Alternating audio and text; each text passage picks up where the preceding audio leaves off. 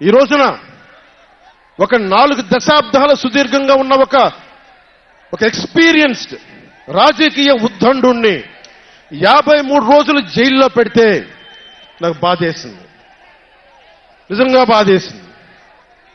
ఆయన సతీమణిని అనకూడని మాటలు అంటా ఉంటే నాకు బాధ కలిగింది. ఒక సుగాలి ప్రీతి తల్లి 2019లో ఎన్నికల్లో నేను 2 చోట్ల ఓడిపోయిన తర్వాత కర్నూలు జిల్లా నుంచి ఒక ఎస్టీ మహిళ నా దగ్గరకు వచ్చి 14 ఏళ్ల నా సుగాలి ప్రీతి నా బిడ్డ స్కూల్కి వెళ్ళి చనిపోయిందేనంటే నాకు 2 చోట్ల ఓడిపోయిన నాకు నిస్సహాయత వచ్చింది. ఇట్లా ఏ మూలకెళ్ళినా ఒక కౌలు రైతులు కానీ గిట్టుబాటు ధర రాని రైతులు కానీ ప్రతి ఒక్కరూ వారి వారి కష్టాలను చూసి చలించిపోయాను.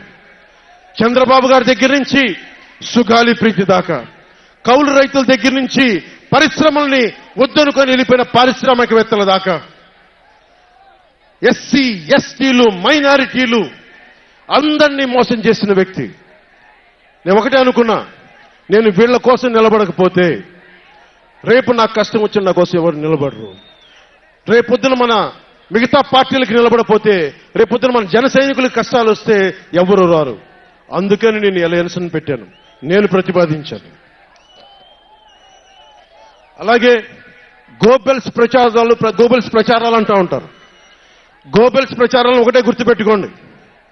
జోసెఫ్ గోబెల్స్ ప్రచారాలు చేసి చేసి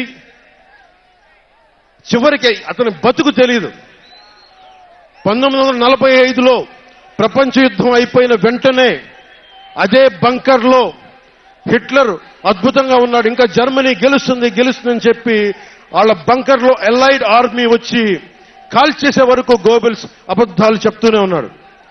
సో జగన్ నీ గోబెల్స్ ప్రచారాలు చెప్తే గోబెల్స్ పట్టిన గతే నీకు పడుతుంది, మర్చిపోకదు. రాజధాని గురించి, రాజధాని అభివృద్ధి వికేంద్రీకరణ ఉండాలి కానీ రాజధాని వికేంద్రీకరణ కాదు. స్ట్రాటజిక్ అడ్మినిస్ట్రేటివ్ సెంటర్ రాజధాని అంటే. ఈ రోజున రాజధాని అంటే 3 చోట్ల పరిగెట్టాల్సి వస్తుంది.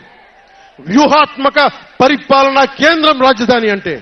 అమరావతియే రాజధానిగా ఉంటుందని చెప్పి ఇంకొక మారు ఈ తాడేపల్లి గూడెం ఈ జెండా సభ నుంచి ఇంకొక మారు ఉద్ఘాటిస్తున్నాం. 3 రాజధానులు లాంటి ఐడియాలు, ఈ 3 ముక్కల ఆలోచనలు, ఈ 3 ముక్కల ముఖ్యమంత్రి. ప్రధానమంత్రి గారు చెప్పారు 2014లో జగన్ కి అధికారం వస్తే, ఆ రోజున 2014లో చంద్రబాబు గారు ఉన్నారు, మోదీ గారు ఉన్నారు, నేనున్నా, మిగతా అందరూ ఉంటే మోదీ గారు ఒకటే మాట ఉన్నారు, ఈ అలయన్స్ ని కాకుండా జగన్ ని తీసుకొస్తే స్కామ్ ఆంధ్ర అవుతుంది అనేది.